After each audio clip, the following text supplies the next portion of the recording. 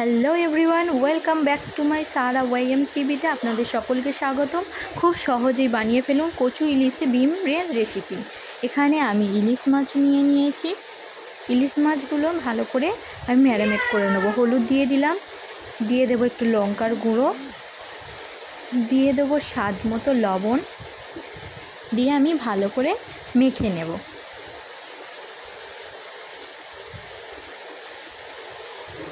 দেখো ইলিশ মাছটা আমার মাখা হয়ে গেছে। এবারে আমি একটা কড়া নিয়ে নেব, তাতে সাদা সয়াবিন তেল ও সরিষার তেল মিক্স করে নেব। মিক্স করে মাছগুলো একটা একটা করে আমি তেলেতে দিয়ে ভেজে নেব। আবারও একটা দিয়ে দিলাম। এইভাবে আমি সব কটা মাছকে ভেজে নেব। আমার মাছ ভাজা কমপ্লিট হয়ে গেছে। এবারে আমি এখানে কচুকে ছোট ছোট করে কেটে রেখে দিয়েছি পিস পিস করে। এবার আমি ধুয়ে নিয়ে রেখে দিয়েছি। এখানে আমি বিম কড়াই রেখে দিয়েছি পর্বটে। আর এরম পাতলা পাতলা করে আলুগুলোকে কুচি করে নেবেন। আমি একটা হাঁড়ি বসিয়ে নিয়েছি, হাঁড়িতে পেঁয়াজ প্রয়োজন মতো নিয়েছি, দিয়ে দিলাম একটু সরিষার তেল, দিয়ে আমি ভালো করে আবারও দিয়ে দিলাম সাদা তেল, দিয়ে আমি ভালো করে নেড়ে নেব।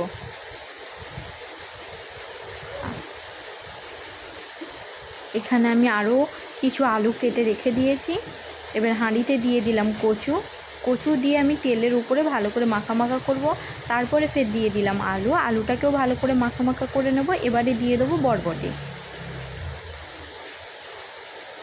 বরবটি দিয়েও আমি ভালো করে মাখা মাখা করে নেব।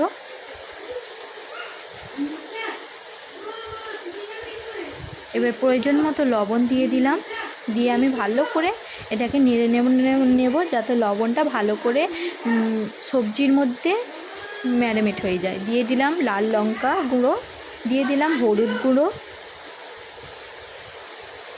দিয়ে দিলাম ধনিয়া গুঁড়ো,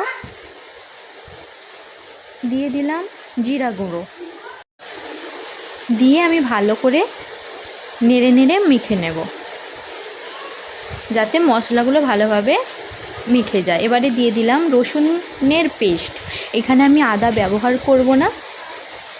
রসুন দিয়ে একটু জল দিয়ে ভালো করে মশলাটা ম্যারিনেট করে নেব। ম্যারিনেট করা হয়ে গেছে, দিয়ে দিলাম দুটো লঙ্কা আর প্রয়োজন মতো জল, দিয়ে আমি একটু নেড়ে ঢাকনা চাপা দিয়ে সিদ্ধ হতে দিয়ে দেবো, কারণ কচুটা নাড়লে দেরি হয়, সময় লাগে সিদ্ধ হতে। দেখো আমার রেডি হয়ে গেছে কচু তরকারি, কত সুন্দর। এবার দিয়ে দিলাম ইলিশ ভাজার যে তেলটা ছিল, কারণ তেলটা দিলে ফ্লেভারটা খুব সুন্দর আসে, তাই আমি তেলটা দিয়ে মেখে নিলাম।